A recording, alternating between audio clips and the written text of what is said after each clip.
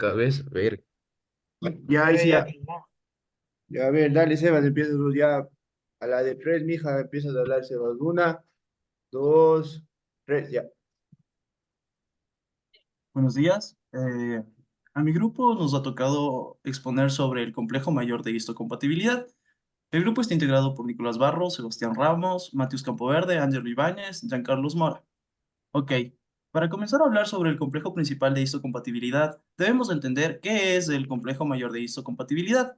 Es un grupo de genes que realiza funciones importantes en la respuesta inmune. Se sabe que el complejo mayor de histocompatibilidad se compone de unos 3,5 millones de pares de bases, 250 genes y codifica alrededor de 30 proteínas. Estos genes proceden de los progenitores, que otorgan un gen codominante siendo el MHC polimórfico, y cuenta con 8.794 alelos. Algunas funciones del MHC. Entre estas podemos destacar la presentación de antígenos a las células T, lo que contribuye a una capacidad del sistema inmune para distinguir entre lo propio y lo ajeno. El MHC es un factor clave en la compatibilidad de transportes de órganos y tejidos, y también tiene una ventaja heterocigótica. Para hablar sobre esto también tenemos que tocar la historia. La historia comienza a inicios del siglo XX, cuando se estaban realizando estudios sobre trasplantes, cuando notaron de que a pesar de que los individuos pertenecen a una misma especie, algunos rechazaban los tejidos trasplantados. El concepto de antígeno de trasplante fue desarrollado en 1940 y 1950 por investigadores como Peter Gaugerer y George Neal. Se identificó los antígenos en la superficie de las células que eran responsables del injerto, denominados como antígeno H. En los ratones que se realizaban este experimento se lo denominó H2, mientras que en los humanos se lo denomina HLA. La importancia. El MHC se ha estudiado revelando su papel esencial en la presentación de antígenos a los linfocitos C y por ende en la respuesta inmunitaria. La comprensión del MHC ha permitido avances de la tipificación de tejidos para el trasplante, investigación de enfermedades autoinmunes y el diseño de vacunas. Siguiente, por favor.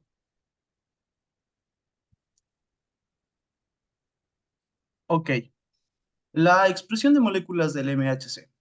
Hay varias características importantes en la expresión de las moléculas de MHC que contribuyen a su papel en la protección de los sujetos frente a diversas infecciones. Estos se van a dar la expresión en las células. Las moléculas de la clase 1 se expresan en casi todas las células nucleadas, mientras que en las moléculas de clase 2 se expresan solo en las células dendríticas y las células presentadoras de antígenos como los linfocitos B, macrófagos y otros tipos celulares. Se dan en las mismas, no, ya que la expresión de las moléculas de clase 1 del MHC será dada máximo, es decir, solo en células nucleadas. Estas serían para proporcionar una ayuda al sistema de presentación de antígenos víricos y tumorales. Los linfocitos T, CD4 y cooperadores diferenciales actúan sobre todo activando o ayudando a macrófagos para que eliminen microfios extracelulares que han sido fagocitados y ayudados a los linfocitos B para que produzcan anticuerpos que también eliminan los microbios extracelulares. A la izquierda tenemos dos imágenes. En la primera se puede ver la de clase 1 y la de clase 2 y sus respectivas hendiduras. Siguiente.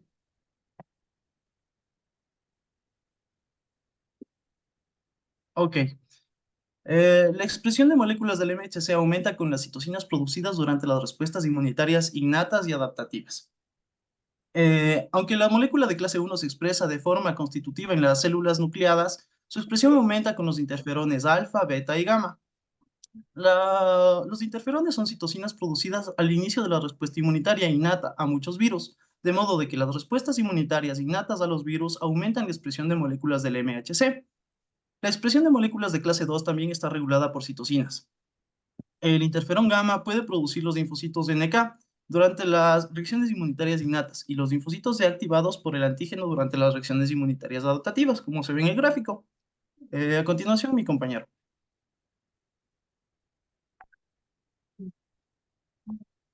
Ya, mi nombre es Ángelo Ibáñez y yo les voy a hablar acerca de los genes del complejo mayor de histocompatibilidad tipo 1 y mi compañero les va a hablar acerca del tipo 2.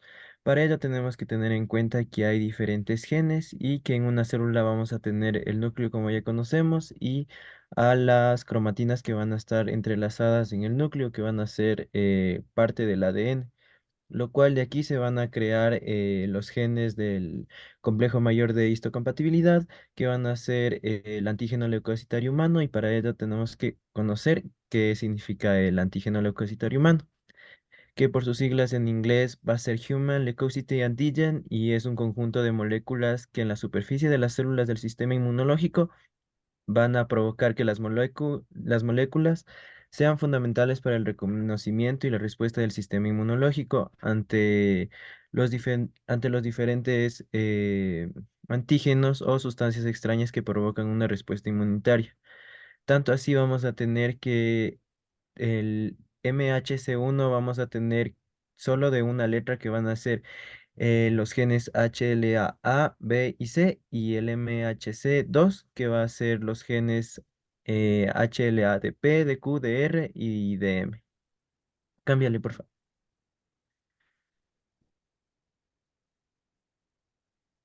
Ya.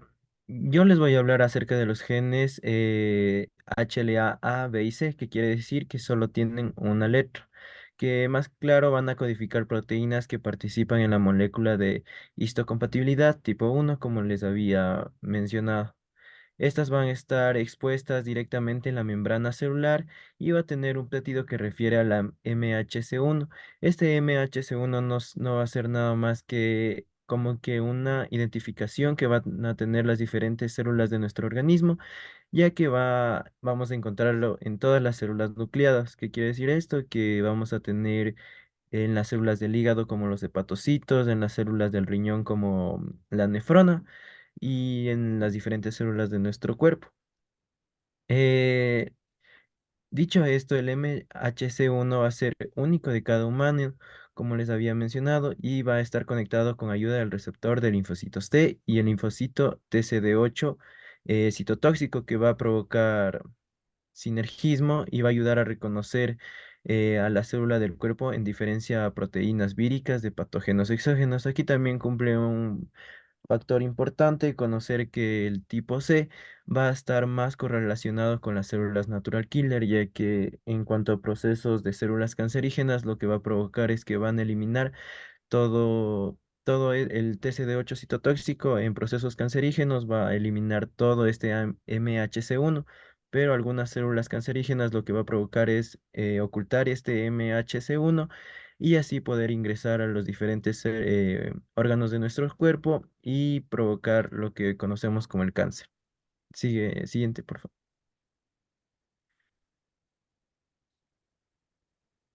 Ya, aquí vamos a encontrar que los genes están ubicados en el cromosoma 6 humano y codifican las proteínas que presentan péptidos antígenos a las células TCD8 citotóxicas, que van a ser específicas del MHC1, y esto es esencial para la respuesta inmunitaria adaptativa, ya que lo que va a permitir es que las células T detecten y destruyan las células infectadas por virus u otros patógenos intracelulares. Como podemos observar en la imagen, aquí tenemos el locus de clase 1 del MHC, que va a ser tanto A, B y C, y también del MHC2, que es de P, de Q, de R y de M. Dale al siguiente, por favor. Aquí yo les he clasificado en tres factores importantes de estos genes para poder entender todo lo que es estructura del MHC1 y MHC2. Aquí vamos a tener la autotolerancia, que va a hacer que las moléculas HLA de clase 1 también jueguen un papel de la regulación de la respuesta inmunitaria para evitar la destrucción de células propias no infectadas. Presentan los péptidos derivados de proteínas propias, permitiendo que las células T reconozcan a las células normales del cuerpo. Y aquí podemos encontrar incluso diferentes patógenos como virus o bacterias que se van a adherir y cómo va a ser eliminadas. En la vigilancia inmunológica vamos a tener que van a ayudar al sistema inmunitario a monitorear las células del cuerpo para detectar la presencia de infecciones intracelulares, mutaciones o transformaciones cancerosas, como les había mencionado. En la diversidad genética vamos a tener tanto que los genes HLA, B y C son altamente polimórficos, lo que significa que hay muchas variantes diferentes en la población humana. Esta diversidad permite al sistema inmunitario de diferentes individuos reconocer una amplia variedad de antígenos. Esto puede ser afectado directamente transfusiones sanguíneas o incluso en transfusiones de órganos. Y para darles un resumen, que los genes HLA-A, B y C del complejo mayor de histocompatibilidad 1 son fundamentales para la función del sistema inmunitario, permitiendo la presentación de antígenos y la eliminación de células infectadas o anormales, manteniendo el equilibrio entre la destrucción de células patógenas y la autotolerancia. Dale el siguiente, por favor. Para culminar con mi parte, les he puesto aquí las diferencias entre los genes del A, B y C, ya que es importante conocer, aunque estos igual trabajan en conjunto para lograr una respuesta inmunológica en el complejo mayor de histocompatibilidad tipo 1, y prácticamente las diferencias que vamos a encontrar aquí son mínimas a lo que nos proporciona el libro. Polimorfismo. En el polimorfismo vamos a tener que el B es el más polimórfico, seguido del A y luego del C. Lo que quiere decir esto que el B tiene mayor variabilidad genética, lo que permite una mayor diversidad en la presentación de antígenos. En cuanto a la expresión, las moléculas A, B suelen tener una mayor expresión en la superficie celular en comparación con la C, como les había mencionado antes, porque la C va a estar más afín a las células natural killer. En la función inmunológica vamos a tener que, aunque todas presentan péptidos a linfocitos T citotóxicos, las diferencias en el polimorfismo y la expresión pueden influir en la especie y eficiencia de la respuesta inmune. Esta es la diferencia que se puede medir en cuanto a estas tres, ya que las tres van a trabajar en conjunto para lograr una respuesta inmune en el tipo 1 del complejo mayor de histocompatibilidad. En el lado derecho vamos a tener un cuadro que va a resumir todo y la explicación de mis compañeros también, que vamos a tener el loci, la estructura, la expresión, la función y las proteínas asociadas con la estructura en imágenes de tanto el complejo mayor de histocompatibilidad tipo 1 y tipo 2. Gracias.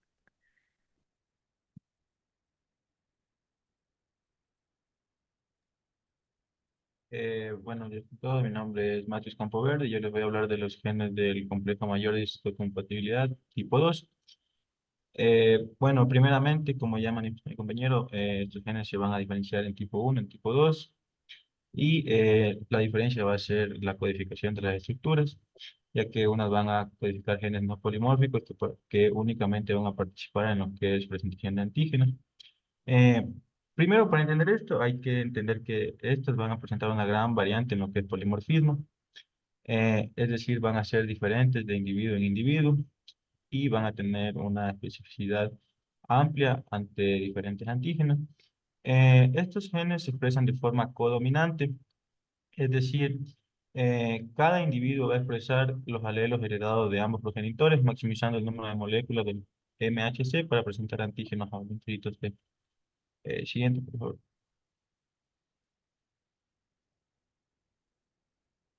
Bueno, para entender un poco más esto, vamos a entender cómo funciona el complejo mayor de histocompatibilidad y qué es. En sí, va a ser una molécula que va a estar en las membranas celulares de todas las células, eh, y va a funcionar como un sitio de acción donde va a insertarse el epítopo. Tenemos aquí que mediante una proteólisis se va a quedar únicamente solo el epítopo, y como podemos ver en la imagen, esto va a funcionar como un receptor para el epítopo donde el linfocito T va a poder reconocerlo. Ya que los antígenos y los linfocitos B tienen un reconocimiento propio y no necesitan de ninguna célula, mientras que los linfocitos T van a necesitar células presentadoras de antígenos como macrófagos o células dendríticas. Entonces, una vez sabiendo su función, podemos determinar que las moléculas del complejo mayor de histocompatibilidad actúan como un recipiente de superficie celular para sostener y desplegar fragmentos de antígeno, de modo que las células T que se aproximan puedan unirse a ellas. Siguiente, por favor.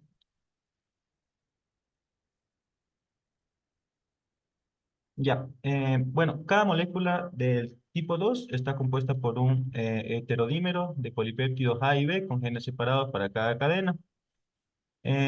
Bueno, como ya le explicaron la ubicación del complejo mayor de compatibilidad en lo que es seres humanos, hay una variante que se conoce como el MHC murino, que está únicamente en ratones.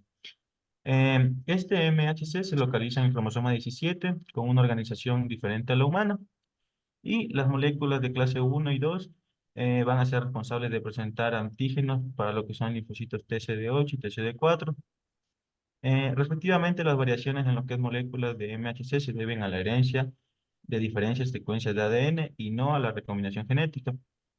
Es aquí donde cabe recalcar la importancia de este polimorfismo, el cual va a permitir que diferentes individuos presenten diferentes péptidos del mismo antígeno proteínico. Y, por ejemplo, aquí tenemos en esta imagen, tenemos un experimento en el cual tenemos células dianas infectadas tanto con una cepa A como una cepa B, donde se le va a inyectar específicamente a un ratón células infectadas de la cepa A. Vamos a tener que se va a desarrollar en un lapso de 7 días, donde linfocitos T específicos frente a esta cepa van a desarrollar lo que es el péptido para esta cepa. Pero tenemos aquí abajo en esta comparación que va a desarrollar también lo que es una lisis específica, en el cual va a ser exclusivo para la cepa A, ya que el linfocito T reconoce el péptido vírico del MHC propio, más no se va a reconocer el péptido vírico de la MHC al otro. Es decir, esto es una característica del MHC que tiene especificidad para el tipo de cepa indicada. Siguiente, por favor. Eh, Bueno, aquí tenemos un poco más de lo que es la genética de estos genes, que se van a ubicar en lo que es brazo corto, en una región del antígeno depositario humano, donde vamos a tener los que nos estamos enfocando son en la clase 2, que van a ser el DP, el DQ y el DR. Estos de aquí, bueno, la clase 1 o clásicas van a estar lo que es el HLA, B, C y A, y su especificidad va a ser para la presentación de antígenos en CD8. Tenemos también las funciones no clásicas, en el cual es en que en el feto va a evitar el rechazo por CD8 de los antígenos del padre. La clase 2 tenemos los que ya mencionamos, igual HLA, DP, DQ y DR, que estos van a ser para presentación de antígenos en CD4. Entonces aquí tenemos una diferencia, que clase 1 va a presentar antígenos CD8 y clase 2 va a presentar antígenos CD4. Otras funciones no clásicas son igual del antígeno receptor humano, el de M y el de O. Y por último tenemos una clase 3 que esta clase 3 va a estar más indicada en lo que es moléculas del sistema de complemento y para la opsonización, como tenemos AC2, C4, tenemos también LTA y el factor de necrosis tumoral. Eh, Eso es lo que es la clasificación de estas moléculas. Siguiente, ya por favor. Bueno, ahora vamos a explicar un poco más de lo que es genes polimórficos. Eh, bueno, primeramente, las características de estos genes van a ser tres: polimorfismo, codominancia y herencia en haplotipos. Tenemos que el alto grado de polimorfismo del MHC protege a las poblaciones de mamíferos frente a una diversidad de microbios, asegurando que siempre haya individuos capaces de presentar péptidos de casi cualquier microbio a sus linfocitos T. La evolución de nuevos alelos del MHC es un proceso continuo producido por la conversión genética. Bueno, analizando esto, tenemos que esto del polimorfismo es una gran ayuda para lo que es la especie humana, ya que eh, siempre vamos a presentar un MHC diferente. Es por eso que cuando tenemos cepas de enfermedades nuevas, siempre hay personas que son inmunes, por así decirlo, a este tipo de enfermedad. Es porque nunca hay un MHC igual al otro.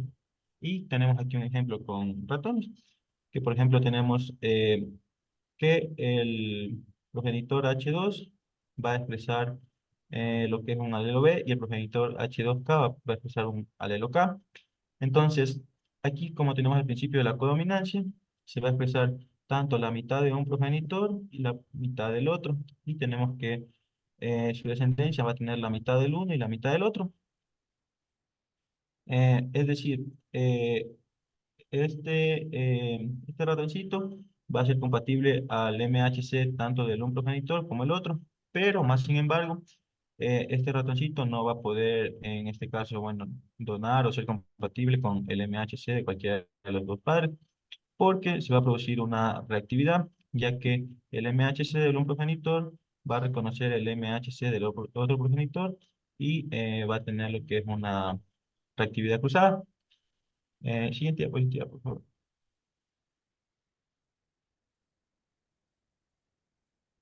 Bueno, ahora por último vamos a ver lo que es cambios de la expresión del complejo mayor de discontinuidad. Vamos a ver alteraciones en las cuales se eleva y alteraciones en las cuales este disminuye.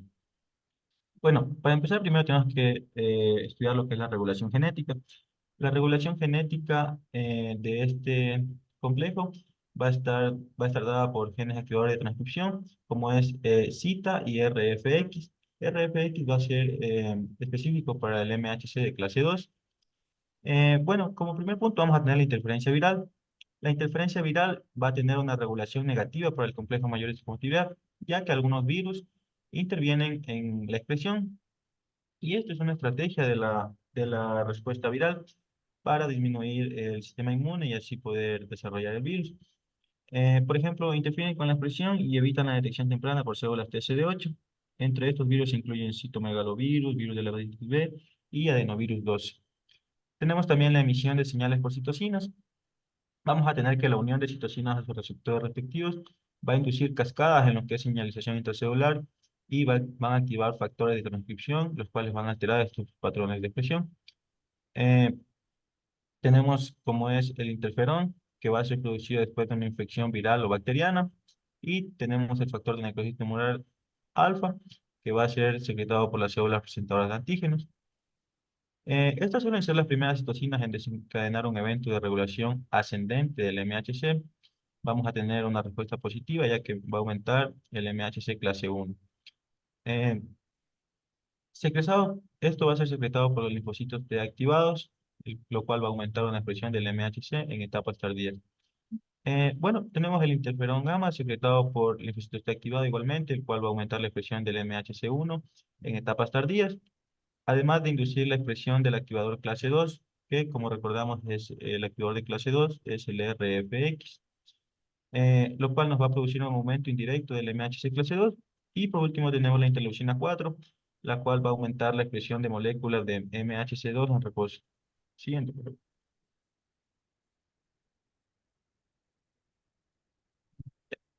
Continuación, mi compañero.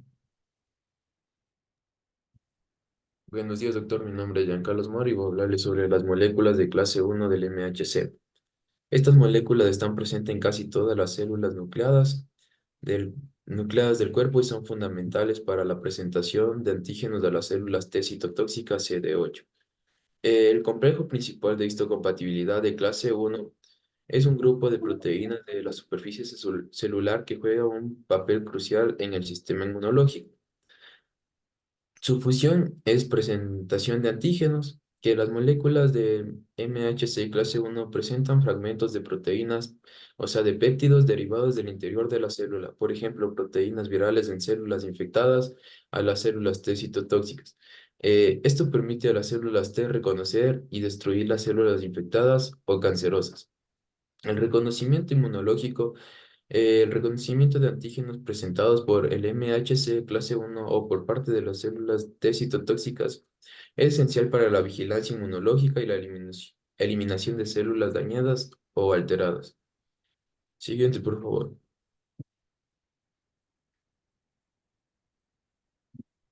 La estructura. Esta presenta una cadenas polipeptídicas. El MHC clase 1 está compuesta por una cadena pesada alfa, que son de tres dominios, alfa 1, alfa 2 y alfa 3, y una microglobulina beta 2, que es conocida como beta 2M. El sitio de unión al péptido, los dominios de alfa 1 y alfa 2 forman una hendidura donde se unen el péptido que será presentado a la célula T.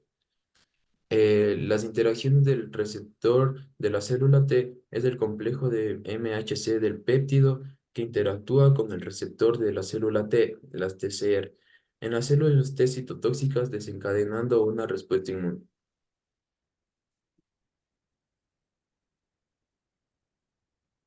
El procesamiento y la presentación del antígeno. La proteólisis. Las proteínas intracelulares son degradadas en fragmentos peptídicos por el proteosoma. El transporte. Los péptidos generados transportan al retículo endoplasmático por el complejo de transporte TAP, transportador asociado al procesamiento de antígeno. La carga en MHC. En el retículo endoplasmático, los péptidos cargan en las moléculas de MHC clase 1 y luego se transportan a la superficie celular. Siguiente, por favor.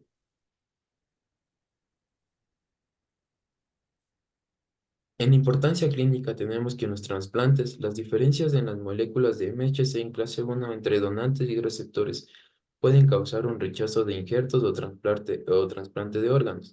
En las enfermedades autoinmunes hay alteraciones en la presencia de antígenos por el MHC clase 1. Pueden estar implicadas ciertas enfermedades autoinmunes como la espondilitis anquilosante, la artritis reactiva, la psoriasis, diabetes tipo 1 y vitiligo.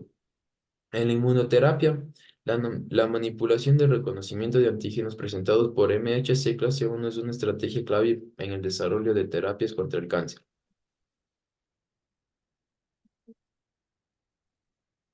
La unión de péptidos a moléculas del MHC clase 1. La primera es la generación de péptidos. Aquí actúa el proteasoma y los péptidos generados. El proteasoma, las proteínas citosólicas son degradadas por el proteasoma, un complejo proteolítico que corta la proteína en péptidos de aproximadamente 8 a 10 aminoácidos de longitud. Los péptidos generados deben tener en longitud adecuada y características específicas para unirse al MHC clase 1. En la fase 2, los transportes del péptido del retículo endoplasmático actúa los TAB, el transportador asociado al procesamiento de antígeno, las subunidades TAB1, TAB2 y la especificidad. La subunidad TAB1 y TAB2 de estas proteínas forman un canal en la membrana del retículo endoplasmático y que transporta los péptidos desde el citosol al lumen del retículo endoplasmático. En la especificidad, el TAB tiene preferencia por péptido de 8 a 16 aminoácidos de longitud, que es la longitud adecuada para la unión del MHC clase 1. En la fase 3 del ensamblaje del MHC clase 1 péptido, tenemos la canelsina, la cadena pesada del MHC clase 1. Primero se pliega y se asocia temporalmente a la canelsina en el retículo endoplasmático. El complejo de carga del péptido, la cadena pesada del MHC clase 1 se une a la beta-2 microglobulina y forma un complejo con otras proteínas chaperonas como la calreticulina, tapsina, ERP57, que ayudan en la carga del péptido. La tapsina facilita la transferencia de péptidos de TAP a la hendidura de unión del MHC clase 1. En el paso 4 tenemos la presentación del complejo en la superficie celular, que es la completitud del complejo. Una vez que el péptido se une al MHC clase 1, el complejo es transportado a la superficie celular a través del aparato de Golgi. La presentación en la membrana plasmática. El complejo de MHC clase 1 péptido se inserta en la membrana plasmática donde puede interactuar con los receptores de las células T citotóxicas, en el receptor TCR. En la fase 5, reconocimiento por las células T citotóxicas, el receptor de la célula T, TCR, las células citotóxicas reconocen y activan al unirse al complejo de MHC clase 1 péptido a través de su receptor de la célula T específico. El correceptor CD8, este correceptor de las células T citotóxicas se une a la porción no polimórfica del MHC clase 1 dominio alfa 3, estabilizando la interacción TCR-MHC. En la fase 6, especificidad y afinidad, los motivos de anclaje, los péptidos se unen al MHC clase 1, tienen motivos de anclaje específicos, es decir, ciertos aminoácidos en posiciones específicas que son cruciales para la unión. El polimorfismo del MHC, la variabilidad genética en los genes del MHC pueden permitir una amplia gama de péptidos que pueden ser presentados, lo que es crucial para la capacidad del sistema inmune de responder a diversas infecciones. Eso sería todo por mi parte. Ya, buenas tardes, Doc. Yo me llamo Nicolás Barros y yo les voy a hablar sobre las moléculas clase 2 del complejo mayor de histocompatibilidad. Entonces, primero tenemos que hablar sobre la estructura. Entonces tenemos que la estructura va a estar compuesta por dos cadenas polipeptídicas, una cadena alfa y una cadena beta, y cada cadena va a tener sus dos dominios extracelulares. Entonces la cadena alfa va a tener su dominio alfa 1 y alfa 2, y la cadena beta su dominio beta 1 y beta 2. Entonces también tenemos el surco de unión al antígeno, que va a estar formado por los dominios alfa 1 y alfa 2, y esto es muy importante ya que aquí es el lugar donde los péptidos se van a unir y van a ser presentados en la superficie celular. Y ya, las moléculas del MHC clase 2 se van a expresar principalmente en lo que son las células presentadoras de antígeno, como por ejemplo los macrófagos, las células dendríticas y las células B. Entonces aquí está la estructura, la cadena alfa 1, beta 1, alfa 2 y beta 2, y aquí entre alfa 1 y beta 1, aquí va a estar lo que es el surco de unión al péptido. Ya, entonces, un proceso muy importante aquí es la presentación de antígenos, que las moléculas clase 2 van a presentar péptidos exógenos, lo que quiere decir que son derivados de proteínas, las cuales han sido ingeridas por células mediante procesos como la fagocitosis o endocitosis y van a ser presentadas a los linfocitos CD4. Entonces, los péptidos que van a ser presentados tenemos que van a ser de una longitud de entre 12 a 25 aminoácidos. Y este proceso de presentación de antígenos incluye, el primer paso va a ser la captura del antígeno, que las células presentadoras de antígeno van a capturar estos antígenos del entorno mediante los procesos que les mencioné anteriormente, fagocitosis o endocitosis. Y estos antígenos tenemos que pueden ser proteínas, bacterias, virus o fragmentos de los mismos. El segundo paso va a ser el procesamiento del antígeno, el cual va a ocurrir en los endosomas y lisosomas, donde este antígeno, mediante estas enzimas, va a ser degradado en péptidos. El tercer paso va a ser la carga del péptido en MHC clase 2. Entonces, estas moléculas tenemos que se van a sintetizar en lo que es el retículo endoplasmático y las mismas van a estar asociadas con una cadena invariante. Entonces, esta cadena invariante va a tener la función de estabilizar la molécula durante su transporte y también es importante ya que evita que la molécula se cargue prematuramente con un péptido. Entonces, esta molécula se va a transportar desde el retículo endoplasmático a los endosomas tardíos mediante el aparato de Golgi. Y una vez en estos endosomas, esta cadena invariante se va a degradar y va a dejar un espacio para que el péptido se cargue en el MHC clase 2. En el siguiente paso tenemos presentación del péptido. Entonces, ya una vez que se formó el complejo péptido MHC de clase 2, va a ser transportado a la superficie celular mediante la ayuda de una vesícula. Y por último tenemos la activación y respuesta inmunitaria. Entonces, una vez activado, el linfocito TCD4 va a ayudar a coordinar la respuesta inmunitaria, ya que este va a estimular otras células inmunitarias, como por ejemplo los linfocitos B, el cual va a cumplir su función, que es la producción de anticuerpos, o macrófagos, los cuales van a ayudar en la fagocitosis. Y esta presentación de antígenos por el MHC clase 2 es crucial para la inmunidad adaptativa y para la generación de respuestas inmunitarias específicas. Entonces aquí en este cuadro está resumido todos los pasos. El primero que es la captación de proteínas, el segundo que es el procesamiento de proteínas, la biosíntesis y transporte de moléculas hacia los endosomas, la asociación de péptidos procesados a moléculas y por último que ya va a ser la expresión de complejos péptido MHC en la superficie de la célula. Ya entonces, importancia clínica. Estas moléculas van a ser muy importantes, por ejemplo, en procesos como los trasplantes, ya que si es que ocurre aquí un mismatch entre cualquiera de los genes que les nombró anteriormente mi compañero, va a ocurrir un rechazo de este trasplante, el cual puede ser un rechazo agudo o un rechazo crónico, y también tenemos enfermedades autoinmunes, como por ejemplo va a estar presente en la esclerosis múltiple, en la diabetes tipo 1 y en la artritis reumatoide, y esto igual va a estar relacionado con los genes que nombraron mis compañeros anteriormente. Y eso ha sido todo en nuestra presentación. Muchas gracias.